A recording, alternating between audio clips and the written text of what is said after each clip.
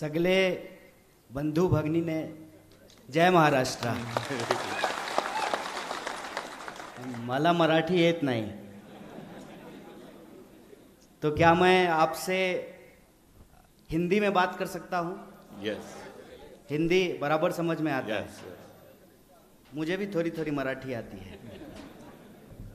मेरी आवाज जहां तक पहुंच रही है, सद्भावना दौर में शामिल हुए हमारे तरुण कार्यकर्ता, नौजवान साथी, सेतकरी मेला में आए हुए तमाम किसान, मजदूर भाइयों और बहनों, इस इलाके के, कोल्हापुर सिटी के, कोल्हापुर जिले के तमाम आदरणीय बुजुर्गों, नौजवान साथियों, माताओं बहनों, मेहनत मजदूरी करके अपने परिवार का भरण पोषण करने वाले तमाम कामगारों को, नौकरी करने वालों को, बिजनेस करके अपने परिवार का पेट भरने वाले आप सभी महाराष्ट्र की महान भूमि के एक एक कार्यकर्ताओं को अपना क्रांतिकारी इस्तकबाल करता हूं, अपना नमन प्रस्तुत करता हूं.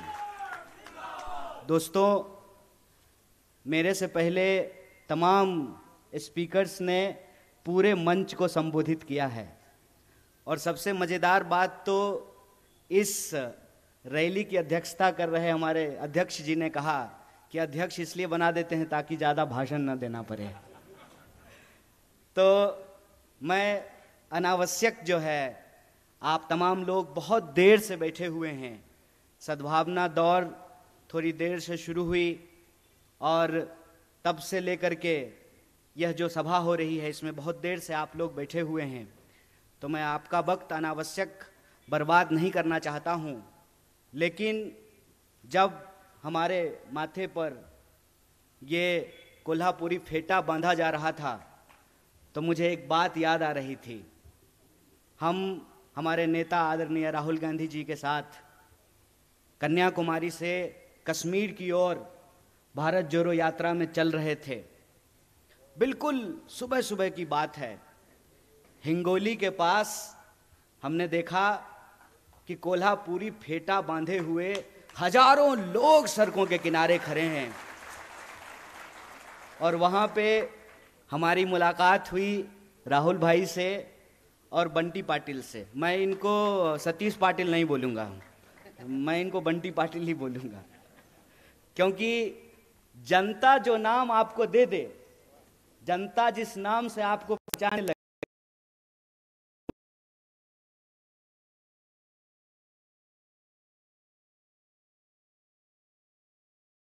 का एक कोना है.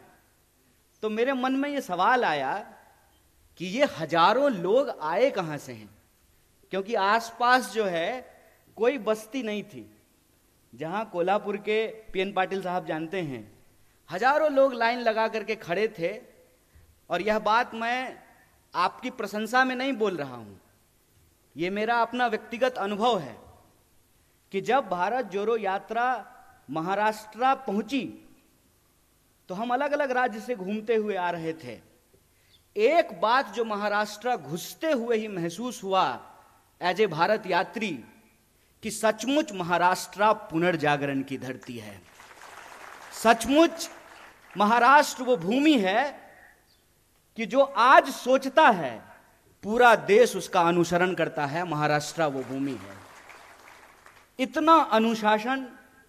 और आप इसी कार्यक्रम को देख लीजिए, सब लोग बड़े आराम से बैठे हुए हैं, इत्मीनान से जो है एक एक स्पीकर को सुन रहे हैं. और यह कार्यक्रम बिल्कुल एक अनुशासन पूर्ण तरीके से चल रहा है. ये महाराष्ट्र की पहचान है, ये संत तुकाराम की पहचान है, ये साहू जी महाराज की पहचान है, ये छत्रपति शिवाजी महाराज की पहचान है, ये डॉक्टर बाबा साहब भीमराव अंबेडकर की पहचान है, ये पहचान फूले की पहचान है. यह जो संतों की भूमि है महाराष्ट्र, यह जो आंदोलनकारियों की भूमि है महाराष्ट्र, यह अपने आप में पूरे देश में एक अलग पहचान देती है आपको. तो उसी अलग पहचान के साथ कोल्हापुरी फेटे बांधे हुए हजारों लोग सड़कों के किनारे खड़े थे. तो मेरे मन में एक कौतूहलता बस सवाल आया कि ये लोग आए कहां से हैं. हमारी मुलाकात हुई राहुल भाई से और बंटी पाटिल जी से. इन्होंने कहा कि ये हमारे कोल्हापुर के लोग हैं, ये समता भूमि के लोग हैं, ये साहू जी महाराज की भूमि से चल करके आपकी भारत जोड़ो यात्रा में शामिल होने के लिए आए हैं। थोड़ी दूर हम इनके साथ चले, हमारी बातचीत हुई और उन्होंने हमको कहा कि आप कोल्हापुर आइए, और उसी दिन हमने इनको अपनी जुबान दी थी कि अगली बार जब भी कोल्हापुर बुलाएंगे मैं जरूर आऊंगा।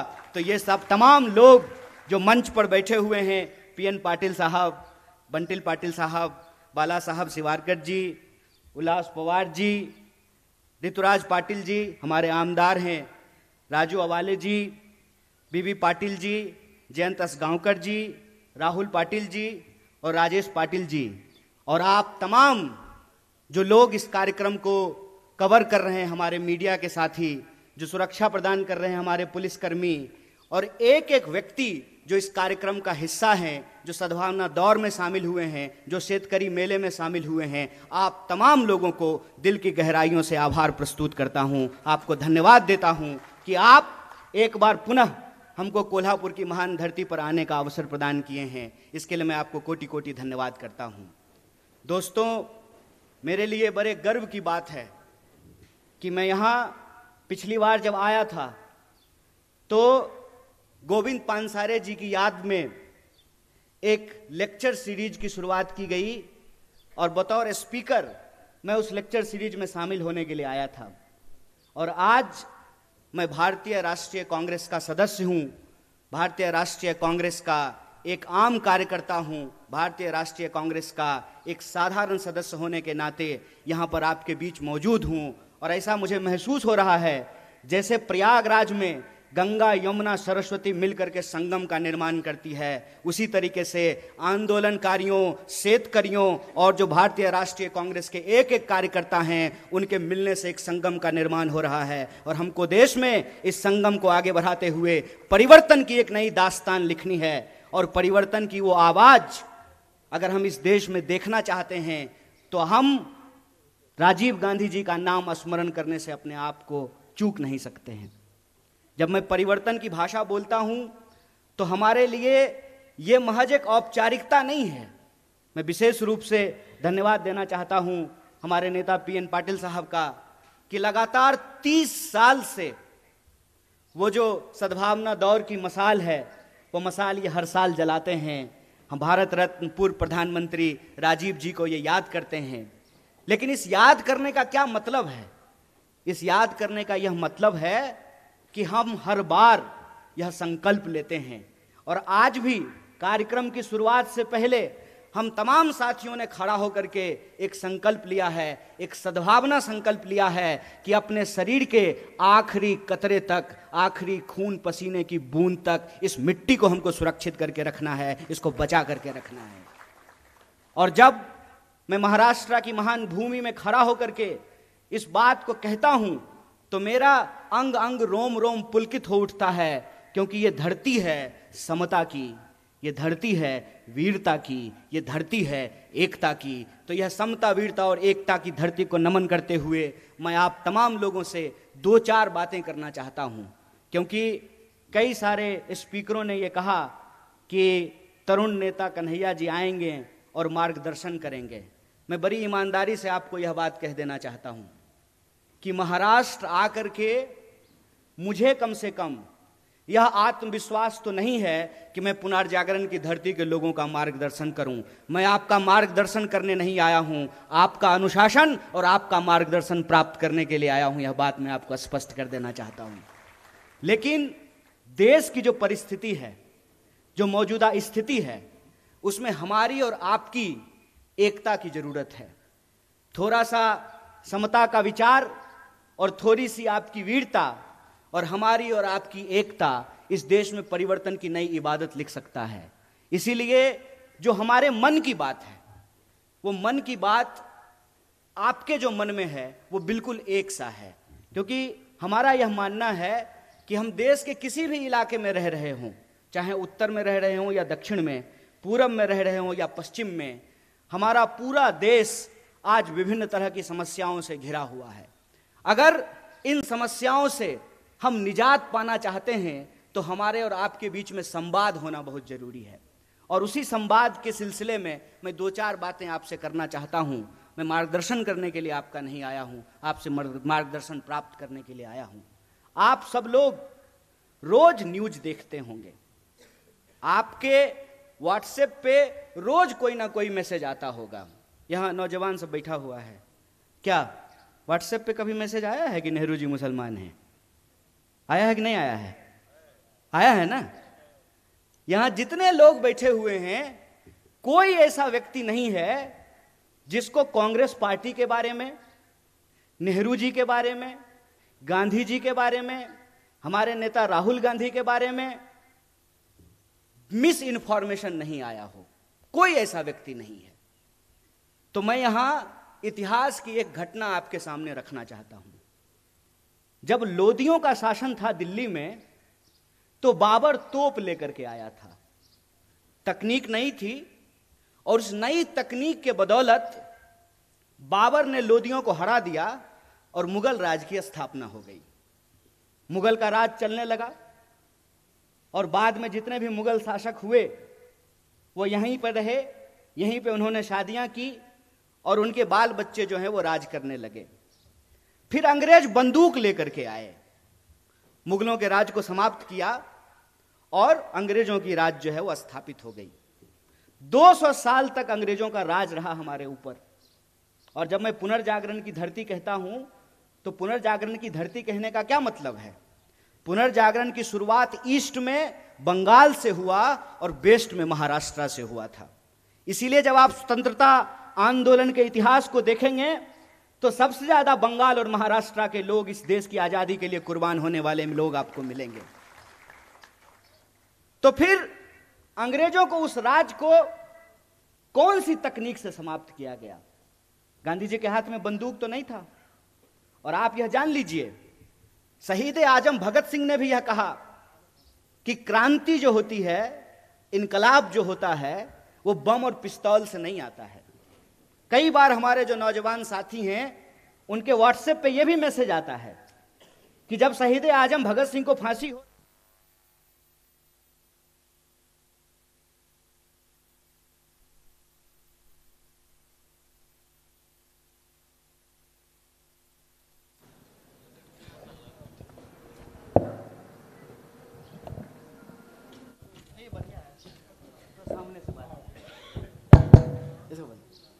ये अच्छा हो गया।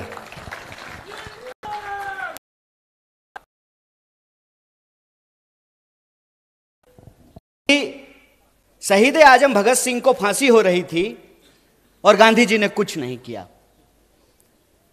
ये तमाम जो चीज है इसको हमको समझना पड़ेगा। जबकि शहीद आजम भगत सिंह कह रहे हैं कि बम और पिस्तौल इनकलाब नहीं लाता है। बम का दर्शन भगवती चरण बोहरा ने लिखा था, शहीद आजम भगत सिंह ने नहीं लिखा था। तो वह कौन सी ऐसी ताकत थी जो अंग्रेजों के 200 साल के राज को समाप्त किया? उस ताकत का नाम क्या था? उस ताकत का नाम था सत्य। इस बात को याद रखिएगा। और सत्य की ताकत से भारतीय राष्ट्रीय कांग्रेस इस देश के आम लोगों को इकट्ठा करके, चंपारण जब गांधी गए थे तो किसानों का आंदोलन लड़ने के लिए गए थे।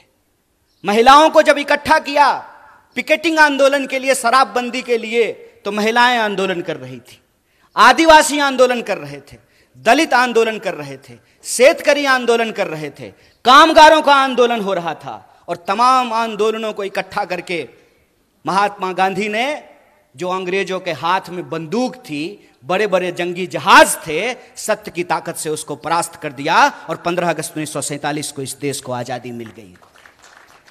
आज यह बात मैं आपके सामने क्यों कह रहा हूं?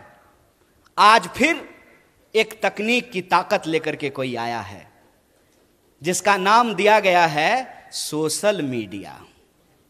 बताइए, नाम है सोशल मीडिया और काम इसका सबसे ज्यादा अनसोशल है। सबसे ज्यादा अनसोशल है। अनसोशल कैसे है? घर में अगर कोई बर्थडे पार्टी हो रही हो तो देखिएगा कि 4 लोग मोबाइल लेकर के ना ऐसे कोना में मुंह घुमाए रहता है। यह हमको सोशल नहीं बना रहा है, यह हमको अनसोशल बना रहा है। इतिहास नहीं बना रहा है, इतिहास को मिटाने की कोशिश की जा रही है। रोज सुबह सुबह उठिएगा तो यह मैसेज आएगा कि फटाफट 10 लोगों को यह मैसेज भेज दीजिए, मनोकामना पूर्ण हो जाएगी। पलट करके पूछ लीजिए ना, हम कौन सा इंसान हैं, 9वां की 10वां? अगर हम 10वां हैं तो पहले तुम बता दो कि तुम्हारी कौन सी मनोकामना पूर्ण हो गई है। पूछना चाहिए ना। मैं ये कहानी अक्सर लोगों से पूछता हूं, आजाद होने का क्या मतलब होता है? आजाद भारत में हम आजाद नागरिक हैं, आजाद होने का क्या मतलब होता है? आजाद का मतलब होता है अपने ख्यालों से आजाद होना। आजाद का मतलब होता है सत्य को परख करके झूठ और सच का फर्क करना। आजाद का मतलब होता है कि महिलाएं जो बैठी हुई हैं साड़ी पहन करके, उनका भी वोट एक है, और यहां जो कुर्सी सजाए हुए हैं आमदार, इसमें से हो जाएंगे कोई खासदार, उनका भी वोट एक है। बोलिए है कि नहीं है? आजाद होने का मतलब यह होता है कि हम भी अपराध करेंगे तो हमारे ऊपर भी वही कानून लागू होगा, और इस देश का कोई मंत्री भी अपराध करेगा तो उसके ऊपर भी वही कानून लागू होना चाहिए। आजाद होने का मतलब होता है कि अगर सत्य है हमारे पास तो हम सत्य की ताकत पर सत्ता से सवाल कर सकते हैं। आजाद होने का मतलब होता है खुली हवा में सांस लेना, अपने देश के लिए, समाज के लिए अपने कर्तव्य को पूरा करना, और राज्य और सरकार का यह कर्तव्य है कि वह नागरिक की जरूरतों को पूरा करे। यह होता है आजाद होने का मतलब। हमको पता भी नहीं चल रहा है कैसे धीरे धीरे स्नेह स्नेह हमारी आजादी हमसे छीनने की कोशिश की जा रही है, और हमारी जो सोचने की क्षमता है। ऐसे ही आप पुनर्जागरण की धरती के लोग नहीं हैं। आप इसलिए पुनर्जागरण की धरती के लोग हैं क्योंकि आपकी मिट्टी से संत तुकाराम पैदा हुए। इसीलिए आप पुनर्जागरण की धरती हैं कि आपकी मिट्टी से सावित्रीबाई फुले और ज्योतिबा फुले पैदा हुए। इसीलिए आप पुनर्जागरण की भूमि हैं कि आपकी मिट्टी पे डॉक्टर बाबा साहब भीमराव अंबेडकर ने उसको अपनी कर्म भूमि बनाने का काम किया। आप इसलिए पुनर्जागरण की भूमि है कि स्वतंत्रता आंदोलन की कोई भी धारा हो, चाहे क्रांतिकारी धारा हो या उदारवादी धारा हो, तमाम तरह के सपूतों को आपकी मिट्टी ने पैदा किया है। आप इसलिए पुनर्जागरण की धरती हैं क्योंकि आपके यहां क्रांतिकारी कवि अन्ना भाऊ साठे पैदा हुए हैं। यह जो इतिहास है आपका, छत्रपति शिवाजी महाराज से लेकर के साहू जी महाराज तक, यह इतिहास आपका स्वर्णिम इतिहास है। लेकिन आज आप देखिए कि इस मिट्टी के जो लोग हैं उनको कैसे मूर्ख बनाया जा रहा है। एक सवाल हम यहां खड़ा होकर के पूछें, हमारे एनसीपी के जिला अध्यक्ष हैं यहां पे, हम आपको ये नहीं बोलेंगे कि आप पवार वाले एनसीपी हैं, हम आपको यही कहेंगे कि आप सच्चा एनसीपी हैं, वो खरीदा हुआ एनसीपी है। आप सच्चा एनसीपी हैं, और वो भाजपा का जो इलेक्शन डिपार्टमेंट है ना, इलेक्शन डिपार्टमेंट ईडी, पूरी सरकार ही चल रही है ईडी और सीडी पे। या तो ईडी भेजते हैं या सीडी भेजते हैं। तो जिसका ईडी और सीडी नहीं है वो सच्चा है, जिसका ईडी और सीडी है वो झूठा है, वो झूठ के साथ जाकर के खड़ा है। और मैं ये सवाल आपसे पूछता हूं, इसका जवाब आपको अपने आप मिल जाएगा, क्योंकि मैं महसूस करता हूं और मैं ऋणी हूं महात्मा गांधी का, मैं ऋणी हूं पंडित जवाहरलाल नेहरू का, मैं ऋणी हूं डॉक्टर बाबा साहब भीमराव अंबेडकर का, मैं ऋणी हूं सरदार वल्लभ भाई पटेल का, सुभाष चंद्र बोस का, सरोजिनी नायडू का। मैं ऋणी हूं उनका कि वो अंग्रेजों से लड़ करके हमको आजादी दिलाए। मैं ऋणी हूं लाल बहादुर शास्त्री का, मैं ऋणी हूं इंदिरा गांधी का, राजीव गांधी का, कि जो आजादी हमारे पुरखों ने हमको दिलाई, जो आजादी हमको हमारे संविधान ने दिया, उस आजादी को ये लोग बचा करके रखे। इसीलिए तो एक साधारण नौजवान जिसकी मां आंगनवाड़ी में काम करती है, वो आप तमाम लोगों के सामने माइक लेकर के इन तमाम नेताओं के सामने खड़ा होकर के भाषण दे रहा है। यह संविधान की ताकत है, यह उस आजादी के आंदोलन का इतिहास है कि आज हम आजाद देश में सांस ले पा रहे हैं। लेकिन कैसे ये आजादी हमसे छीनी जा रही है, इस बात को हमको समझना पड़ेगा। कैसे नए तकनीक का, इंटरनेट का और सोशल मीडिया का सहारा लेकर के झूठ परोसा जा रहा है और सत्य को झुठलाने की कोशिश की जा रही है, इस बात को हमको समझना पड़ेगा। ये इतिहास नहीं बना सकते हैं। आपको मालूम है, देश के जो पंत प्रधान हैं, जिनको हिंदी में हम लोग प्रधानमंत्री कहते हैं, वो इतिहास में फेल हो गए थे। मैं मजाक नहीं कर रहा हूं, मैं झूठ नहीं बोलता हूं, क्योंकि मैं भाजपा में नहीं हूं, मैं सच बोल रहा हूं। वो इतिहास में फेल हो गए थे। और डॉक्टर बाबा साहब भीमराव अंबेडकर ने एक बड़ी मजेदार बात कही है। उन्होंने कहा है कि जो पीढ़ी अपना इतिहास भुला देती है, इतिहास भी उसको भुला देता है। इसीलिए ये इतिहास जब बना नहीं सकते हैं, तो इतिहास को मिटाने की कोशिश कर रहे हैं। जो अपना मकान बना नहीं सकते, दूसरे की मकान पे अपना नाम लिख करके कहते हैं कि हमने इतिहास बनाया है। अरे साहब, आपने तो इंसान को इंसान नहीं बनाया है, आप इतिहास क्या बनाएंगे? झूठ के सहारे ये एक इमारत खड़ी करने की कोशिश कर रहे हैं। झूठ का सहारा लेकर के ये इतिहास को पलटने की कोशिश कर रहे हैं। क्यों? क्योंकि इनका इतिहास खराब है, क्योंकि इनका इतिहास इस देश के साथ गद्दारी करने का इतिहास है। इनका इतिहास इस देश के लोग जब अंग्रेजों के खिलाफ लड़ रहे थे, तो उनके साथ चाय पर बैठ करके चर्चा करने का इतिहास है। इनका इतिहास अंग्रेजों की जासूसी करने का इतिहास है। मैं जितने संतों का नाम ले रहा हूं, जितने वीरों का नाम ले रहा हूं, जितनी वीरांगनाओं का नाम ले रहा हूं, बताइए एक का भी संबंध भारतीय जनता पार्टी से है क्या? लेकिन हमको गर्व है कि हम जितने भी लोगों का नाम ले रहे हैं, प्रत्यक्ष या परोक्ष रूप से उनका संबंध भारतीय राष्ट्रीय कांग्रेस से है। इसीलिए आप तमाम लोग जो यहां मौजूद हैं, सबसे पहले आपको गौरवान्वित महसूस होना चाहिए कि आप उस पार्टी का हिस्सा हुए हैं जिस पार्टी ने इस देश को आजादी दिलाई है। उस पार्टी के आप सदस्य हैं जिसने इस देश में बराबरी के सिद्धांत को लागू किया है। बोलिए, इस देश में महिलाओं ने कोई आंदोलन किया था क्या? समान वोट के अधिकार का कोई आंदोलन नहीं किया था ना? समान वोट का अधिकार मिला कि नहीं मिला? लोग जो हेलीकॉप्टर से उड़ते हैं उनका भी वोट एक, और जो साइकिल पे चलता भी उसका भी वोट एक है कि नहीं है? अगर वोट का अधिकार नहीं होता तो आपको लगता है कि 5 साल में चुनाव के बाद हेलीकॉप्टर लेकर के कोल्हापुर सिटी की गलियों में नेताजी हाथ जोड़ करके आपके सामने खड़े होते? बिल्कुल नहीं खड़े होते। तो जो अधिकार हमको मिला है, वो अधिकार हमसे छीना क्यों जा रहा है? छीना इसलिए जा रहा है कि पहचान के नाम पर, जात और धर्म के नाम पर, ये आज की तारीख में हमको जो अधिकार दिए गए हैं उसको एक एक करके छीन रहे हैं। कैसे छीन रहे हैं? मैं कुछ उदाहरणों से इसको आपके सामने रख देता हूं। आपने देखा होगा कि लोग झांकी निकालते हैं, मोटरसाइकिल लेके जाते हैं, तलवार लहराते हैं और एक दूसरे के खिलाफ गंदी और गाली भरी भाषाओं का इस्तेमाल करते हैं। मैं आप सबसे एक सवाल पूछना चाहता हूं, खास करके अपने नौजवान दोस्तों से। उसमें एक भी मंत्री का बच्चा रहता है? एक भी प्रधानमंत्री का बच्चा नहीं ना? पता है वो कहां रहता है? वो ऑक्सफोर्ड में रहता है, वो कैम्ब्रिज में रहता है, वो लंदन में रहता है, वो न्यूयॉर्क में रहता है।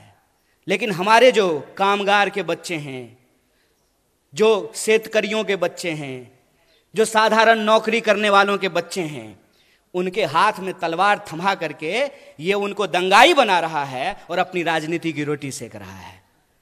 अरे इतना खतरा हो गया है धर्म पर, तो तुम अपने बच्चे को भेजने के लिए पढ़ने के लिए बाहर क्यों भेज रहे हो? उसको बोलो आकर के हमारे साथ धर्म बचाए, आए हमारे साथ रैली निकाले, झांकी निकाले। चलाकी कर रहे हो हैं? मोबाइल हमारा, रिचार्ज हमारा, टीवी हमारा, रिचार्ज हमारा, कहानी अपना कर रहे हो। इस बेईमानी को आप समझिए। धर्म अगर बचाना जरूरी है तो खाली हम क्यों बचाएंगे? स्मृति ईरानी की बेटी गोवा में रेस्टोरेंट खोलेगी, नहीं, और हम लोग मोटरसाइकिल लेकर के अपना तेल भरवा करके जय श्री राम। अरे राम जी जिंदाबाद, जय जय है श्री राम का। ये नया फैशन कैसे शुरू हुआ है? ये खेला क्या है? इस खेला को हमको समझना पड़ेगा। ये नया फैशन इसलिए शुरू हुआ है कि हमारे इतिहास से ही, हमारे इतिहास को हमारी स्मृति से मिटाने की कोशिश की जा रही है।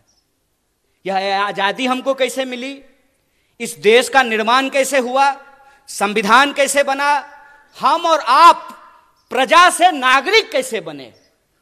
हम नागरिक हैं आज। आज हमको यह बात समझनी पड़ेगी कि रानी के पेट से राजा नहीं पैदा होता है। यह है नागरिकता, यह है जमहूरियत, यह है से राजा पैदा होगा। राहुल गांधी जी को भी अमेठी में जाकर के चुनाव लड़ना पड़ेगा। बोलिए, लड़ना पड़ेगा ना? ये लोकतंत्र है। एक बात बताइए, इंदिरा जी चुनाव नहीं लड़ी थी? लड़ी थी ना। राजीव जी चुनाव नहीं लड़े थे? लड़े थे ना। राहुल जी चुनाव लड़ रहे हैं ना। राहुल जी चुनाव जीत करके पार्लियामेंट में है ना। और प्रियंका जी चुनाव नहीं लड़ी हैं तो पार्लियामेंट में है क्या? तो ये परिवारवाद की नई कहानी हमको सुना रही है। तो आप सब अपने मन में विचार कीजिए। आजाद होने का मतलब है आजाद ख्याल से प्रश्न करना। मैं मंच पे खड़ा हूं तो मैं जो भी बोलूंगा उसको आप यूं ही सच मत मान लीजिए। आप अपने मन में विचार कीजिए कि अगर भाजपा कहती है कि राहुल गांधी जी का सांसद बनना परिवारवाद है, तो अमित शाह का जो बेटा है, देखें उसका मुंह, उसका मुंह देखें अजय शाह का, है? उसका बीसीसीआई का सेक्रेटरी बनना परिवारवाद है कि नहीं है? और ज्योतिरादित्य सिंधिया जब यूपीए में मंत्री थे, उनके पिताजी भी मंत्री थे, माधवराव सिंधिया। तो जब तक वो कांग्रेस में थे तब तक परिवारवाद था। और जो ही मोदी जी के बगल में जाकर के बैठ गए हैं तो ताली बजा रहे हैं। आहा हा हा हा, उनकी सूरत देख रहे हैं। इतना हम लोग, इतना मूर्ख बनाएंगे ये हमको कि हमारी पार्टी में परिवारवाद है। जो ही आप आरएसएस में शामिल हो जाइएगा तो वो संघ परिवारवाद हो जाता है। अगर परिवारवाद गलत है चचा, तो संघ परिवारवाद भी गलत है। ऐसा नहीं होगा कि हमारे लिए परिवारवाद गलत है और आपके लिए परिवारवाद सही हो जाएगा। मैं ये एग्जाम्पल हमेशा लोगों को देता हूं कि सोनिया जी का कांग्रेस में होना और राजीव जी का कांग्रेस में होना परिवारवाद है, तो मेनका गांधी जी का और वरुण गांधी जी का भाजपा में होना परिवारवाद कैसे नहीं है? बताइए, बोलिए। बेवकूफ बना रहे हो। तुम्हारा खेल हम समझते हैं, और इसका खेल जानते हैं हम क्यों समझते हैं? क्योंकि हमारे जैसे लोग राजनीति को कभी अपना कैरियर नहीं समझते हैं। हमने, और ये मैं पब्लिकली बोल रहा हूं आपके सामने, ये जो आप तमाम लोग यहां बैठे हुए हैं ना, हमने आपका नमक खाया है। आप जो टैक्स देते हैं, उस टैक्स के पैसे से हमने दिन रात पढ़ाई करके पीएचडी की है। हमारा बाप अमित शाह थोड़ी था कि हम बीसीसीआई के सेक्रेटरी बन जाएंगे, हैं? तो जब हमने आपका नमक खाया है तो हम जानते हैं इस देश की हकीकत क्या है। इस देश की हकीकत यह है कि महात्मा गांधी पढ़ाई किए, बैरिस्ट्री की पढ़ाई किए थे।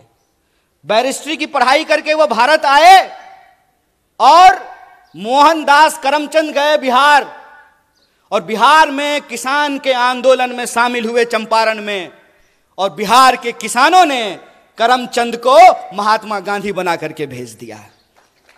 और वो गांधी सूट खोल, एक गुजरात के गांधी सूट खोल दिए देश के लिए, एक गुजरात के मोदी 10 लाख का सूट पहन लिए दोस्त के लिए। यही हकीकत है। और कहते हैं कि एक गरीब प्रधानमंत्री बन गया है, तो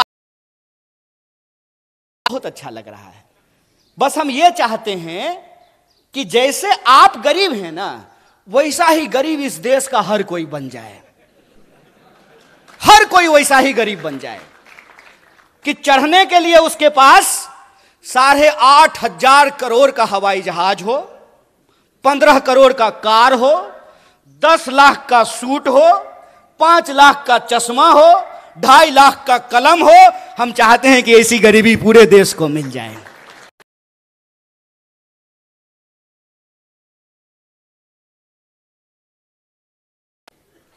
इसको कहते हैं आंख में झूठ झोंकना, और ये हमारे आंख में झूठ झोंक रहे हैं। हमको यह बात समझनी पड़ेगी कि आज हमारे मुल्क में हमारी सबसे बड़ी समस्या क्या है, हम किन समस्याओं से जूझ रहे हैं और किस तरीके से हमारा ध्यान भटकाया जाता है। आजकल तो तांगा नहीं चलता है, अब तो तांगा चलना बंद हो गया है, लेकिन पुराना हिंदी सिनेमा देखिएगा ना तो उसमें अभी भी तांगा है। शोले फिल्म जाके देख लीजिएगा, बसंती का एक तांगा है, धन्नो। तो धन्नो के आंख पे एक चश्मा होता है ताकि धन्नो इधर उधर ना देखे, धन्नो सीधा चले, चाबुक खाए और दौड़े। ये हमारे साथ वही व्यवहार कर रहे हैं। हमसे टैक्स लेते हैं, टैक्स के पैसे से अपने दोस्त का कर्जा माफ करते हैं। हम खून पसीने की कमाई राष्ट्रीय बैंकों में जमा करते हैं। किसान अगर ट्रैक्टर का लोन ना चुकता करे तो किसान के ऊपर ट्रैक्टर चढ़ा देते हैं, लेकिन 12 लाख करोड़, कितना था बंटी भाई, 12 लाख करोड़ अपने दोस्तों का कर्जा माफ कर देते हैं।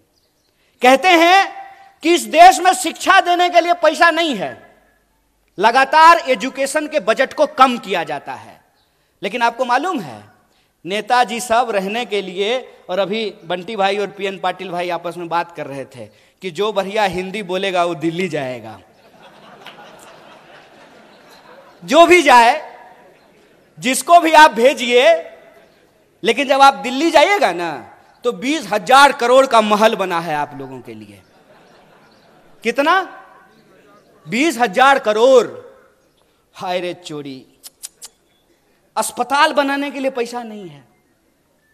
रोड अगर बनाता है तो रोड बनने से पहले ही गडकरी जी टैक्स लेना शुरू कर देते हैं। टोल टैक्स लेते हैं कि नहीं लेते हैं? रोड हमने, अच्छा इसको एक खेल समझ लीजिए। कार जब आप खरीदिएगा, हमारे पत्रकार लोग यहां बैठे हुए हैं, आपको तो कम से कम कार होगा ही, हैं? देश की इकोनॉमी 3 ट्रिलियन है।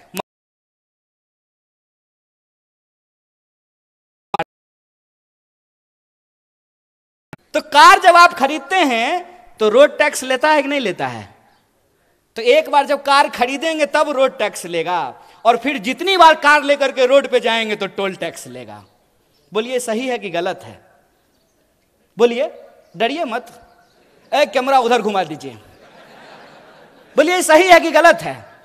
गलत है ना? ये कैसा विकास है?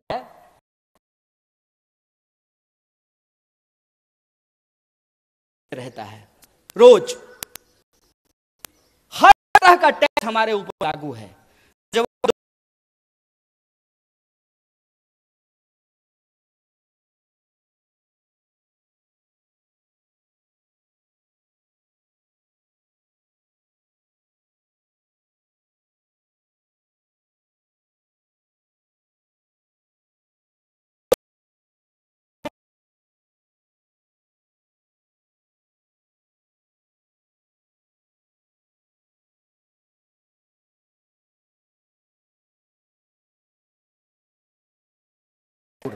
आजाद भारत के आजाद नागरिक हैं आप, आपका हक है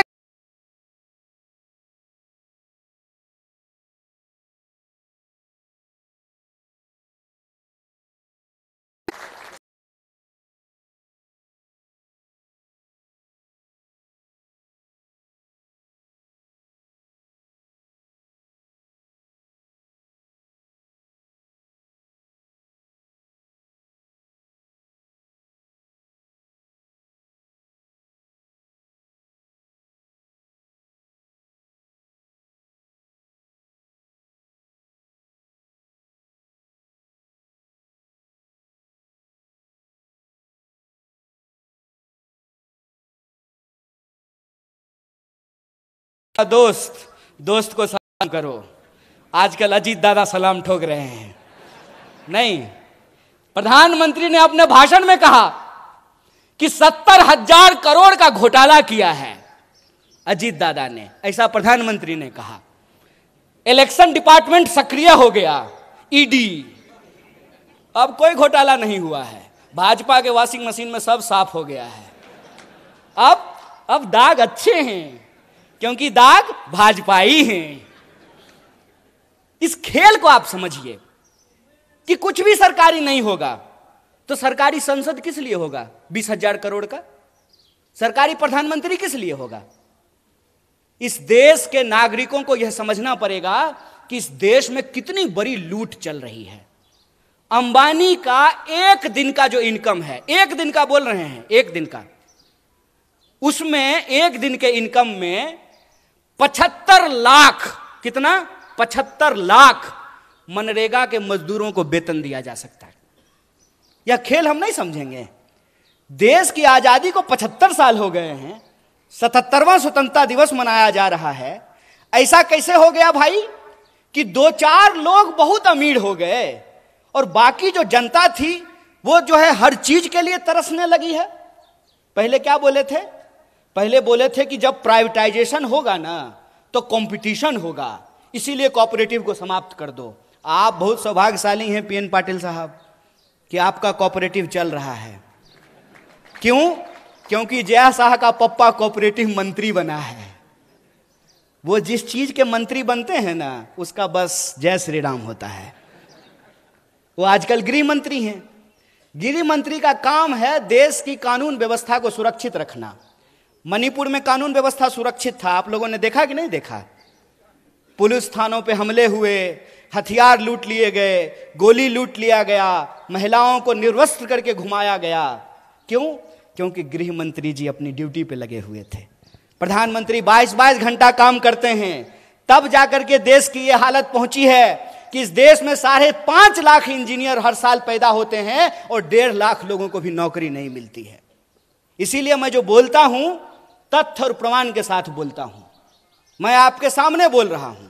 प्रधानमंत्री जी ने कहा कि 2022 तक सबको पक्का मकान मिल जाएगा। मिल गया कि नहीं मिल गया? नहीं मिला तो मतलब प्रधानमंत्री झूठ बोल रहे हैं क्या? या तो आप लोग झूठ बोल रहे हैं या प्रधानमंत्री झूठ बोल रहे हैं? कौन झूठ बोल रहा है? प्रधानमंत्री झूठ बोल रहा है। तो हम बोल सकते हैं ना कि भारत का प्रधानमंत्री झूठा है। बोलिए, नंगा को नंगा कहेंगे कि नहीं कहेंगे? झूठा को झूठा कहेंगे कि नहीं कहेंगे? और हम कहेंगे जो झूठ बोलेगा उसको झूठा। और तुम्हारे इलेक्शन डिपार्टमेंट में कितना दम है वो हम देखे हैं। जब आ रहे थे ना कोल्हापुर सिटी से मसाल के पीछे पीछे, तो कोल्हापुर का जेल देखते हुए आए हैं। जगह है कितनी जेल में तेरे देख लिया है, देखेंगे, देखे हुए हैं। बोलेंगे झूठ, झूठा हो तुमने झूठ बोला है इस देश की जनता से। तुमने झूठ बोला कि हम इस देश के एक एक इंसान के खाते में 15 लाख रुपया पहुंचाएंगे। तुमने झूठ बोला कि हर साल 2 करोड़ नौकरी पैदा की जाएगी। तुमने झूठ बोला कि किसानों की आमदनी दोगुनी की जाएगी। तुमने झूठ बोला कि 2022 तक सबको पक्का मकान मिल जाएगा। तुमने झूठ बोला कि महंगाई को कम करेंगे। तुमने झूठ बोला कि महिलाओं के ऊपर अत्याचार को कम करेंगे। तुम इस देश की जनता से झूठ बोल रहे हो और तुम्हारी ताकत है झूठ बोलना। तो याद रखना कि तुम अगर झूठ के रास्ते पे चल सकते हो, फिर से इस देश को गुलाम बनाने की साजिश रच सकते हो। जिन अंग्रेजों की चापलूसी करते थे, आज उन्हीं दोस्तों के साथ खड़ा होकर के अगर उस देश में तुम कंपनी राज लाना चाहते हो, तो तुमको बता देना चाहते हैं कि हम भी महात्मा गांधी के राह पे चलने वाले लोग हैं। तुम्हारे झूठ का मुकाबला सच से करेंगे और तुम्हारे झूठ को हराएंगे। यह लड़ाई 2 तरह के सोच के बीच की लड़ाई है। एक तरफ वो है जो दिन दहाड़े बिना किसी लाग लपेट के झूठ बोलते हैं। दूसरी तरफ हम तमाम लोगों को एकजुट होना पड़ेगा जो सच बोलते हैं। पहली लड़ाई है झूठ और सच की, दूसरी लड़ाई है डर और साहस की। बताइए, शहीद आजम भगत सिंह 23 साल की उम्र में हंसते हंसते फांसी के फंदे पे झूल गया। झूल गया कि नहीं झूल गया? बटुकेश्वर दत्त, सुखदेव, राजगुरु, चंद्रशेखर आजाद झूल गए कि नहीं झूल गए? और आप जान लीजिए, जितने क्रांतिकारी थे उनका केस अगर कोई लड़ता था तो उस वकील का नाम पंडित जवाहरलाल नेहरू था। इस बात को याद रखिएगा। ये झूठ बोलते हैं, ये झूठ बोलते हैं, हमारे इतिहास को तोड़ने और मरोड़ने की कोशिश करते हैं। तो जो क्रांतिकारियों की परंपरा है जो वीरता के साथ खड़ी होती है, तो एक तरफ अंग्रेजों से माफी मांगने वाले डरपोक लोग हैं, एक तरफ अंग्रेजों की चापलूसी करने वाले, जासूसी करने वाले डरपोक लोग हैं, दूसरी तरफ हम साहसी और बहादुरी लोगों को इकट्ठा होना पड़ेगा। तो दूसरी लड़ाई है साहस और डर का, और तीसरी लड़ाई है कि वो समाज को हमेशा बांटने का काम करते हैं। हमेशा कभी जात के नाम पे बांटेंगे, कभी धर्म के नाम पे बांटेंगे। जहां धर्म होगा वहां धर्म का झगड़ा लगाएंगे, जहां धर्म नहीं होगा वहां जात का झगड़ा लगाएंगे। आप मणिपुर का उदाहरण देख लीजिए, वहां आपस में लोगों को लड़ा रहे हैं कि नहीं लड़ा रहे हैं। आप हरियाणा का उदाहरण उठा करके देख लीजिए, वहां कैसे लोगों को लड़ाने की कोशिश की गई। आप उत्तर प्रदेश देख लीजिए, आप महाराष्ट्र देख लीजिए, तमाम राज्यों में ये राज्य के जो लोग हैं उनको आपस में बांटते हैं। क्यों? क्योंकि अंग्रेजों से इन्होंने एक चालाकी सीखी है, फूट डालो राज करो। हमको यह बात समझनी पड़ेगी कि आज महाराष्ट्र के लोगों के आत्मसम्मान का सवाल है कि कोई बाहर से आकर के संत तुकाराम की धरती पर रहने वाले लोग, समता भूमि पे साहू महाराज की भूमि में जन्म लिए लोगों को यह बात समझनी पड़ेगी कि कोई बाहर से आकर के महाराष्ट्र के परिवार को आपस में विभाजित कर रहा है, महाराष्ट्र के लोगों को लड़ा रहा है। यह मामला शिवसेना, एनसीपी और कांग्रेस का नहीं है, यह मामला सच और झूठ का है, और महाराष्ट्र के लोगों को सच के साथ खड़ा रहना पड़ेगा। अगर कोई गलत है तो वो गलत है, वो भाजपा में जाने से ठीक नहीं हो जाता है। ये पहले क्या करते हैं, ये पहले ईडी भेजते हैं, इलेक्शन डिपार्टमेंट पहले जाता है, नेता को डराता है। अगर नेता डर गया तो तुरंत उसको भाजपा का खेस पहना करके उसके सारे अपराध को माफ करके, जैसे मान लीजिए पीएन पाटिल साहब और बंटी जी यहां बैठे हुए हैं, इनके घर पे भी कोई आया था मेहमान, इनको डराया था, तो जो ही ईडी जाती है तो ये चिल्लाना शुरू कर देते हैं, चोर है चोर है चोर है।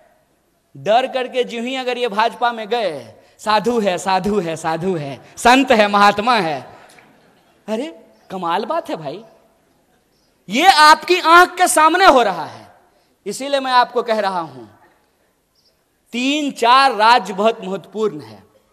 एक तो आप सब लोग हैं ही महाराष्ट्र के, दूसरा जहां से मैं आता हूं बिहार, बंगाल और महाराष्ट्र जय शाह के पप्पा का धड़कन बढ़ा दिया है, ऊपर नीचे चल रहा है उनका ब्लड प्रेशर कि क्या होगा अगर यहां पे इनका झूठ का पर्दाफाश हुआ तो यह नकली चाणक्य का बैंड बजने वाला है। इसीलिए मैं आपको कह रहा हूं कि यह मामला महाविकास आघाड़ी का नहीं है, यह मामला महाराष्ट्र के आम लोगों के आत्मसम्मान का है कि आप किसी को चुन करके, किसी पार्टी का प्रतिनिधि बना करके आप भेजते हैं अपना प्रतिनिधित्व करने के लिए विधानसभा या विधान परिषद या संसद में। उधर से उसका इलेक्शन डिपार्टमेंट आता है, 3-4 बार छापा मारता है। नेताजी अगर डर गए तो भाजपा ही हो लिए, अगर नहीं डरे तो कांग्रेस में रहे। तो आपको यह तय करना पड़ेगा कि इसका मुकाबला किसको करना है, इसका मुकाबला दल को करना है कि इसका मुकाबला देश को करना है। इसका फैसला आपको लेना है। लाल मातीतली कुस्ती म्हणजे